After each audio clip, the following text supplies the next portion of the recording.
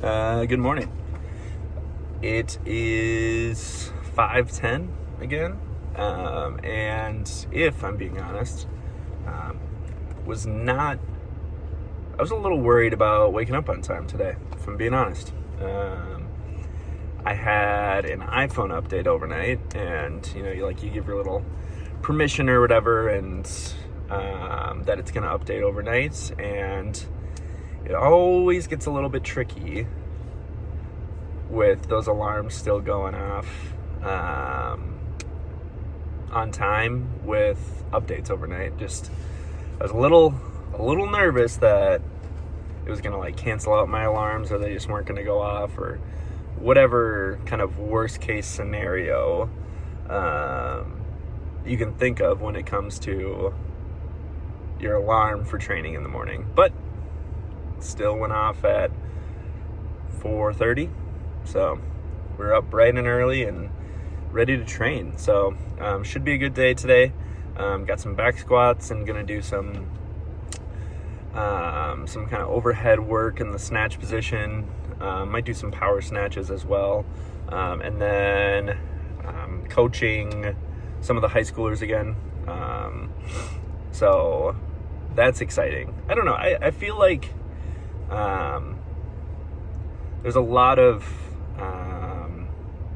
old school weightlifters who have talked in history about where they draw inspiration or where they pick things up from, and even some of the best, so in the 80s, and he's if you're going off of Sinclair coefficient, he would be the second greatest lifter of all time, Yuri Vardanyan, from the it would have been the Soviet Union back in the day, but I guess nationality-wise, technically he'd be Armenian. So he talked about how he would draw inspiration from even youth athletes, because they might move in a way that he had never kind of thought of before, or they would do things that technique-wise just kind of naturally, you get some of these gifted lifters, and I think you can draw inspiration from anywhere. And at the very, very least, I can draw motivation from these high schoolers showing up before school to get some coaching from me. And so there's kind of an even distribution of motivation. Some of these kids know that I'm well versed in coaching the Olympic lifts and squats and stuff and pulls, but also I feel like I owe them something where they're showing up for me. So not only should I feel like I am diligent in how I'm teaching them, but I should still be working on my craft so that I can be an even better coach for them. And so that kind of even distribution of motivation from those student athletes being motivated by me, and then I'm motivated by their work ethic, their commitment. It's just a positive relationship there, right? It is the way that things ought to be, and I think they deserve more from me and more of my effort because of their time.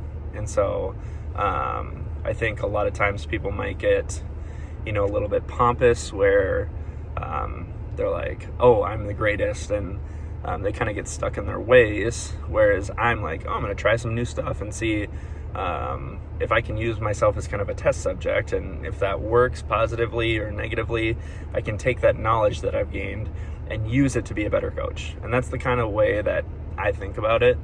And I just want to be giving these kids my very best effort, because that's what they deserve, right? And I can be a positive role model to them, someone who they can trust and kind of lean on, and kind of gets bigger than weightlifting sometimes, not to get too emotional at 5:10 in the morning, but yeah, I think it just creates a lot of positives when there's kind of that reciprocal relationship where both parties are working really hard for each other. And part of that hard work is me crushing some weights and working on my technique so I can be a better coach, which is what we're going to do this morning before anybody shows up. And then teaching today, again, love my classes. Got a lot of really, really great kids. And so got some paperwork to do today. And just gonna kind of stick to the grind. And then after school, we've got the strength and conditioning. So should make for a very great day, where we are gonna be giving our best for a majority of the day.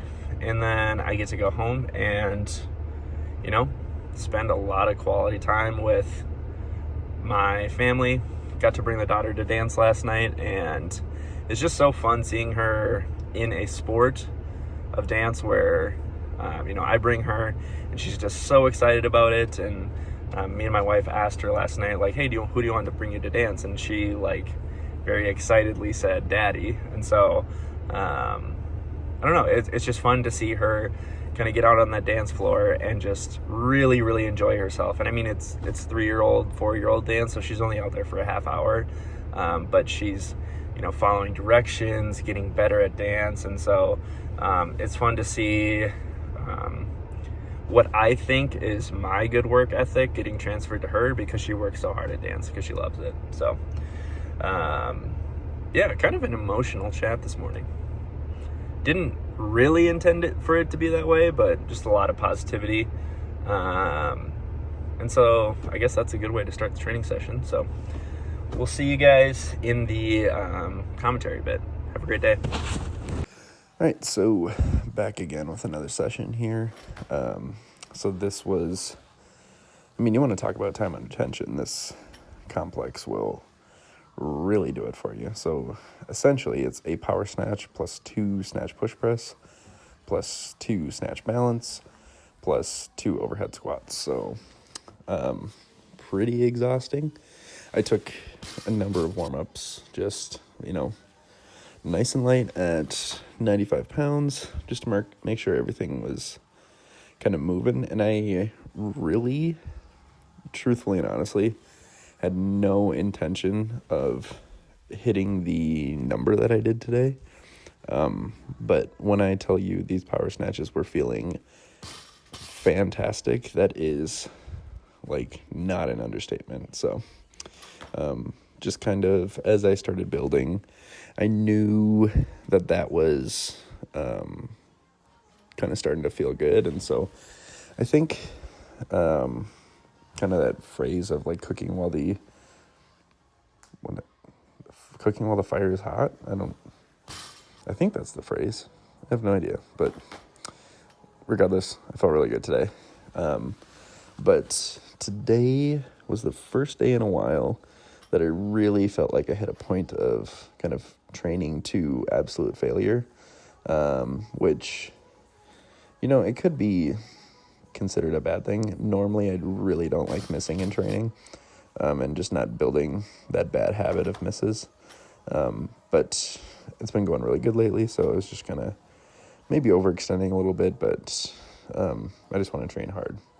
The power snatches were not necessarily part of the training plan today. It should have just been the push press, snatch balance, and overhead squats, but I don't know, I just wanted some extra reps in the snatch, and so decided to get those in. And I don't know, I just want to get as many actual snatch and clean and jerk reps as I can, and maybe more so just kind of get those reps in and then hammer out squats. One of my friends who's an S&C coach knows that I love deadlifting, but I am actually taking a extended break from deadlifting, just because it really taxes me a ton, and there's not really if you're someone who competes in Olympic weightlifting, there's not really a great deal of a point for you to deadlift other than more or less ego lifting. And so just going to be taking a break from that. So here's 88 kilos. things are feeling strong.